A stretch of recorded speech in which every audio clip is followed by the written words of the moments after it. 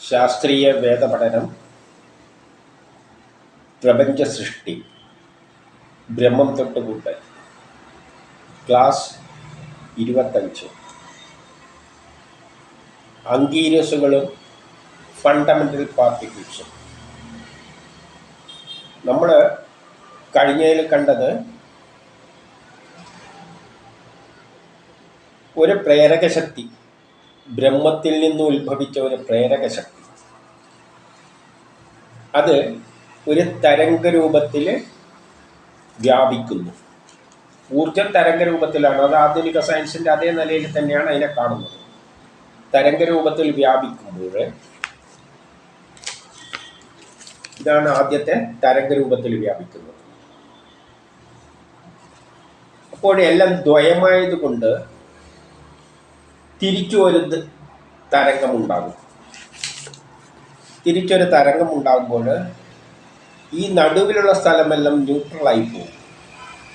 പിന്നെ ഈ 3 കുത്ത് മാത്രമേ പ്രശസ്തിയുള്ളൂ. കാരണം ഇവിടെയുള്ള ഒരു വസ്തുവിനെ ഇത് മുകളിലോട്ടേക്ക് വലിക്കുകയാണെങ്കിൽ ഇത് താഴത്തോട്ടേക്ക് വലിക്കും. അപ്പോൾ ഈ ഇടക്കുള്ള തരംഗ സ്വഭാവം നഷ്ടപ്പെടും. പിന്നെ എന്തേ ഉള്ളൂ? 3 കുത്തുകളെ ഉള്ളൂ. അപ്പോൾ ഈ വേവ്സ് ഇങ്ങനെ പോകുമ്പോൾ 3 കുത്തുകളായിട്ട് മാറും. അതിനാണ് അങ്കീരസ് എന്ന് പറഞ്ഞത്. അങ്കീരസ് ഈ കുത്തുക. അപ്പം തരംഗം ദ്രവ്യ സ്വഭാവം കൈവരിക്കുന്നു. ഈ അങ്കീരസുകൾ പലതരത്തിലുണ്ട് എന്നും പറഞ്ഞു വെച്ചു. ഇത് 2 വേവാണ്. പിന്നെ അതെന്തായിരിക്കും?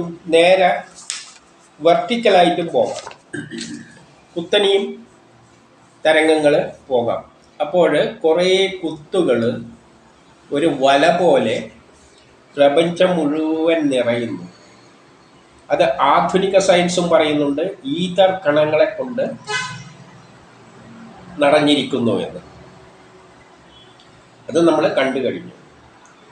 പിന്നെ അത് വൈ ആക്സിസ്, എക്സും വൈ ആക്സിസ് ആണ്. സെഡ് ആക്സിസിലും കൂടി പോകുമ്പോൾ അത് പെട്ടി രൂപത്തിൽ ആയി മാറുകയും പ്രപഞ്ചം മുഴുവൻ ഇങ്ങനെ ഈഥർ കണങ്ങളെ കൊണ്ട് നിറയുകയും ചെയ്യുന്നു.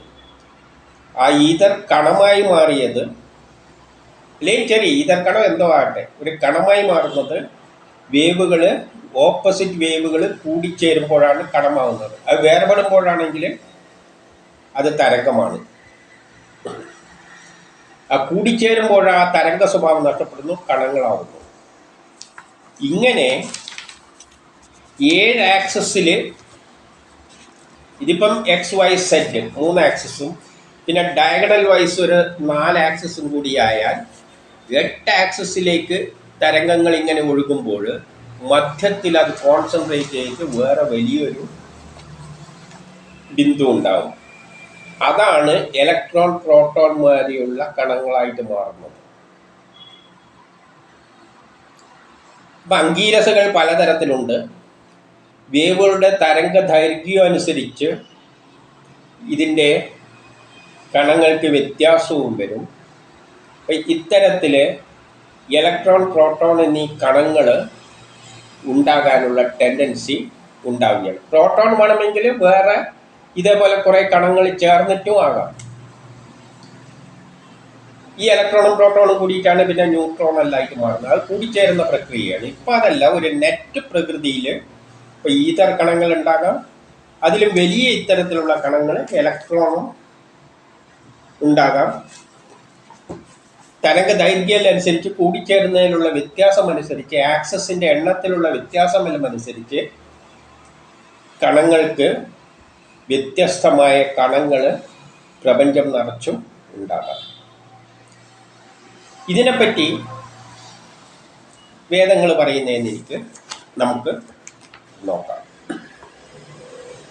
ഋഗ്വേദം മണ്ഡലം 1 സൂക്തം 71-2.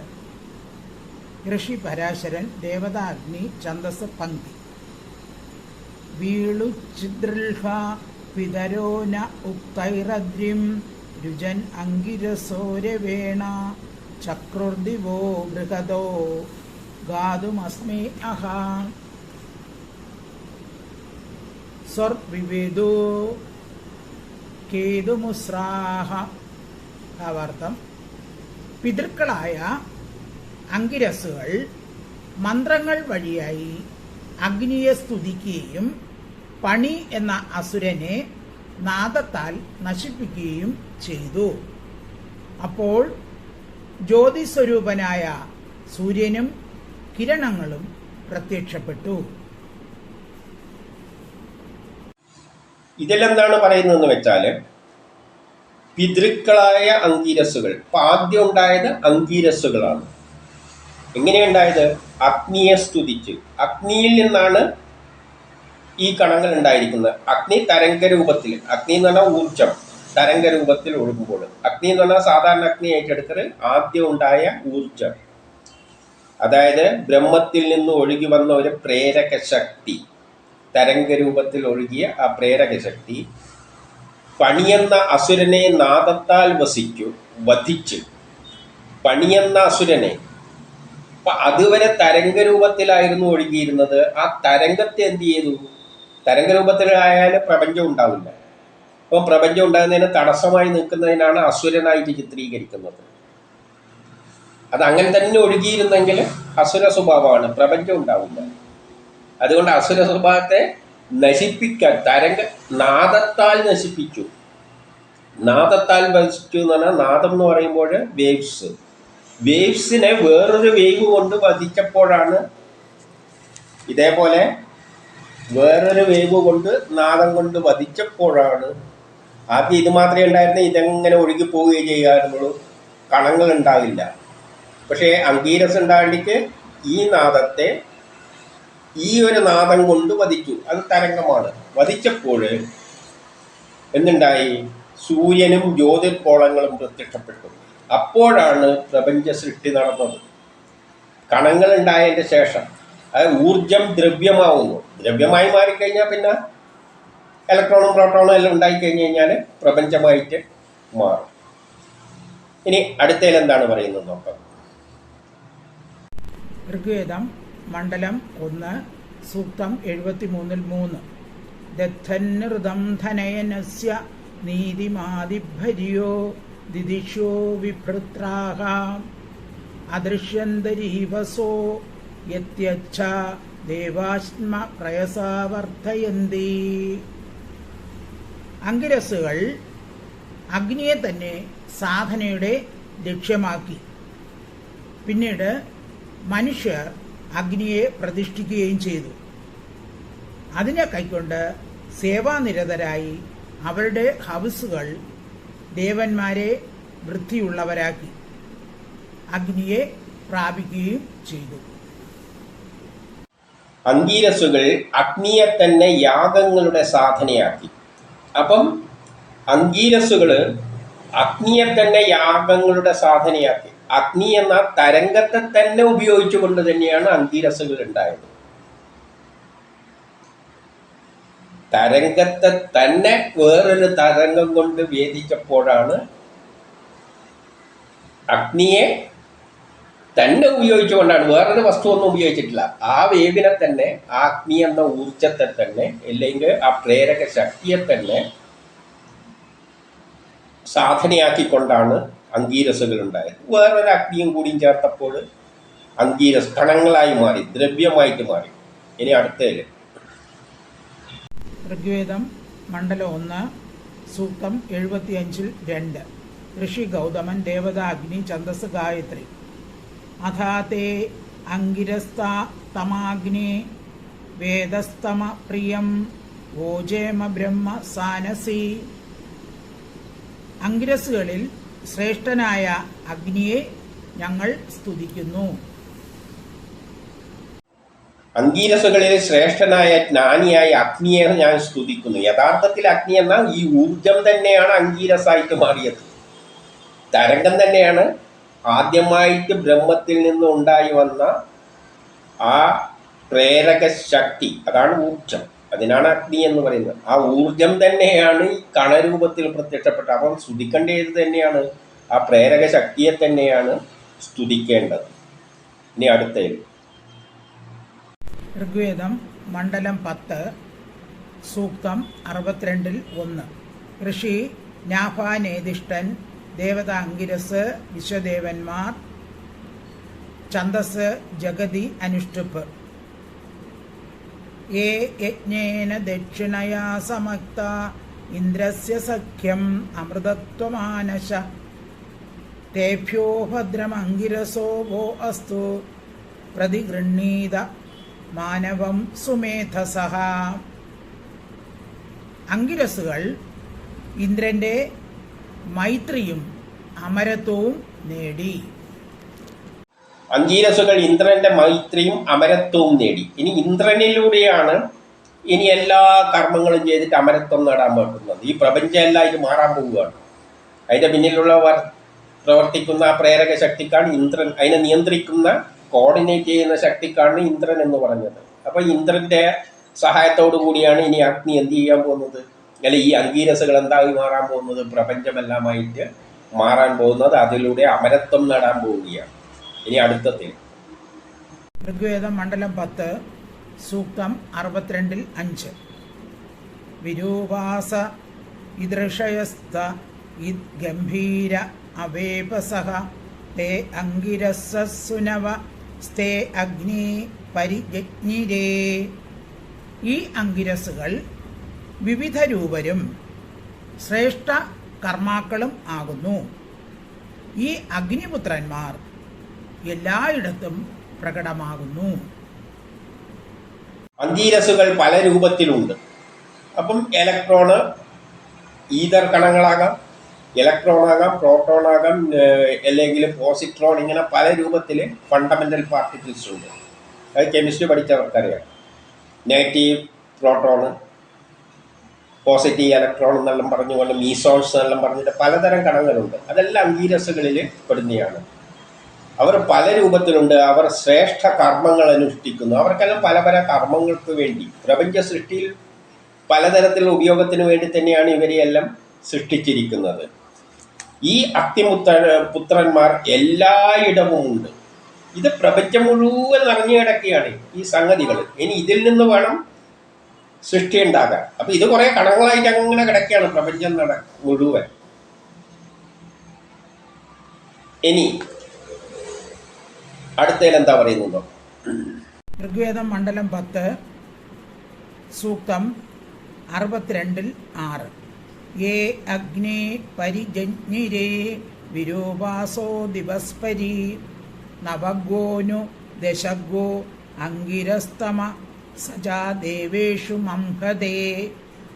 വിഭിന്ന രൂപക്കാരായ ഈ അങ്കിരസുകൾ അഗ്നി വഴി ആകാശത്തിൻ്റെ എല്ലാ ഭാഗത്തും ജനിച്ചു. അവരിൽ ചിലർ 9 മാസം വരെയും ചിലർ 10 മാസം വരെയും യജ്ഞം അനുഷ്ഠിച്ചു. പല രൂപത്തിലുള്ള ഇവർ അഗ്നി വഴി ആകാശത്തിൽ പല ഭാഗത്തും ജനിച്ചു. അപ്പൊ ഇത് എവിടെയെല്ലാം ഉണ്ടായിരുന്നു? ആകാശത്തിന്റെ എല്ലാ ഭാഗത്തും ജനിച്ചിട്ടുണ്ട്. ഈ വേവ് പോകുമ്പോൾ ആ പോകുന്ന വഴിക്കെല്ലാം 2 വേവുകൾ കൂട്ടിമുട്ടുമ്പോൾ ഈ കണങ്ങൾ ജനിക്കും. ഇവരിൽ ചിലർ 9 മാസവും ചിലർ 10 മാസവും യജ്ഞം അനുഷ്ഠിച്ചു. പലതരത്തിലുള്ള കർമ്മങ്ങൾ പല കാലഘട്ടത്തിൽ ചെയ്തു എന്ന നിലയിൽ അതിനെ കണ്ടാൽ മതി. ഇനി അടുത്തത് ഋഗ്വേദം മണ്ഡലം 10 സൂക്തം 62-7.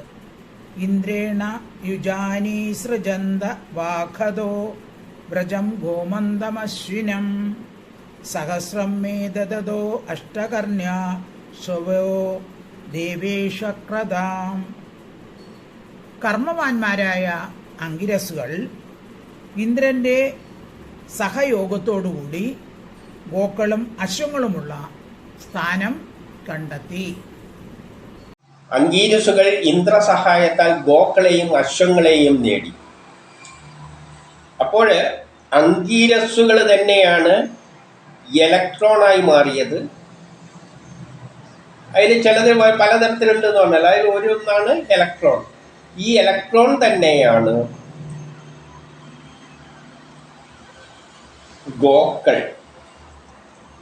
അപ്പം വേദങ്ങളിലെ ഗോക്കൾ എന്ന് പറയുമ്പോൾ ഈ ഇലക്ട്രോൺ ആണ്. അത് എന്തുകൊണ്ടാണെന്നെല്ലാം പിന്നീട് പറയാം. അപ്പം ഗോക്കൾ എന്ന് പറയുമ്പോൾ ഛന്ദസ്സിന്റെ അടിസ്ഥാനത്തിൽ പല രൂപത്തിൽ എടുക്കണം ഞാൻ പണ്ട് പറഞ്ഞിരുന്നു. പശു എന്ന് പറയുമ്പോൾ നമ്മൾ പശു എന്ന് പറയുന്ന ഭൂമിയിലെ പശുവായിട്ട് എടുക്കുന്നുണ്ട്, പലതരത്തിലെടുക്കുന്നുണ്ട്. അപ്പോൾ ഇപ്പോൾ ഇവിടെ ഗോക്കൾ എന്ന് പറയുന്നത് പശുവല്ല, ഇവിടെ ഇലക്ട്രോണാണ്. ഇനി അശ്വങ്ങളെയും നേടി എന്നാൽ ഊർജവും നേടി. അപ്പോൾ ഇനി അതിൻ്റെ അകത്ത് ഊർജവും ഉണ്ട്. ഈ ഊർജം തന്നെയാണ് ഇലക്ട്രോണായി മാറുന്നത്. അതിൽ നിന്ന് മാറിക്കഴിഞ്ഞാൽ ഊർജ്ജരൂപമാണ്. അപ്പോൾ ഇതിൽ രണ്ടുമായി, ഊർജവും ഉണ്ടായി, ഇലക്ട്രോണും ഉണ്ടായി, പലതരത്തിലുള്ള കണങ്ങളും ഉണ്ടായി. ഇനി അടുത്തേല് ഋഗ്വേദം മണ്ഡലം 10 സൂക്തം 62-8. പ്രനൂനം ജായതാമയം മനസ്തോക്മേവ രോഹദോ യസഹസ്രം ശതാശ്വം സദ്യോദാനായ മംഹദേ. ജലം തളിക്കുമ്പോൾ ബീജം മുളച്ചു വരുന്നത് പോലെ സാവർണിക മനു കർമ്മങ്ങളുടെ ഫലമായി വൃദ്ധിയെ പ്രാപിച്ചു. ജലം തളിക്കുമ്പോൾ ബീജം മുളക്കുന്ന പോലെ മനു വൃദ്ധിയെ പ്രാപിച്ചു. ഇവിടെ നിന്നാണ് മനുവിലൂടെയാണ് സൃഷ്ടികർമ്മം ആരംഭിക്കാൻ പോകുന്നത്. ആദ്യത്തത് മനുവാണല്ലോ, മന്വന്തരം എന്ന് പറയും തുടങ്ങുമ്പോൾ. അപ്പോൾ അതോടുകൂടിയാണ് ഇനി സൃഷ്ടികർമ്മം. അവിടെ നിന്നാണ് സൃഷ്ടി തുടങ്ങേണ്ടത്. അപ്പം ആദ്യം ബ്രഹ്മത്തിൽ നിന്ന് വന്ന ഊർജം തരംഗരൂപത്തിലൊഴുകി തരംഗം ക്രോസ് ആയിട്ടെല്ലാം പോകാൻ തുടങ്ങിയപ്പോൾ അത് കണങ്ങളായിട്ട് മാറി. ആ കണങ്ങളാണ് അങ്കീരസുകൾ എന്ന് പറയുന്നത്. ആ അങ്കീരസുകൾ പല രൂപത്തിലുണ്ട്. അത് ഇന്ന് നമ്മൾ പറയുന്ന ഹിഗ്സ് ബോസോൺസോ എന്തോ വേണ്ടി പറയാം, ഹിഗ്സ് ബോസോൺസോ ഈതർ കണങ്ങളെന്നോ ഇലക്ട്രോണെന്നോ നെഗറ്റീവ് ഇലക്ട്രോണെന്നോ അല്ല പോസിറ്റീവ് പോസിട്രോണെന്നോ എന്തോ പറയാം. ഇങ്ങനെ പലതരത്തിലുള്ള കണങ്ങളായിട്ട് മാറി അവിടെ നിന്നാണ് ഇനി സൃഷ്ടികർമ്മം. അപ്പം ഊർജവുമായി ദ്രവ്യമായി അതോടുകൂടി തന്നെയാണ് ഇനി സൃഷ്ടികർമ്മം നടക്കേണ്ടത്. ഇനി അടുത്തതിൽ കാണാം.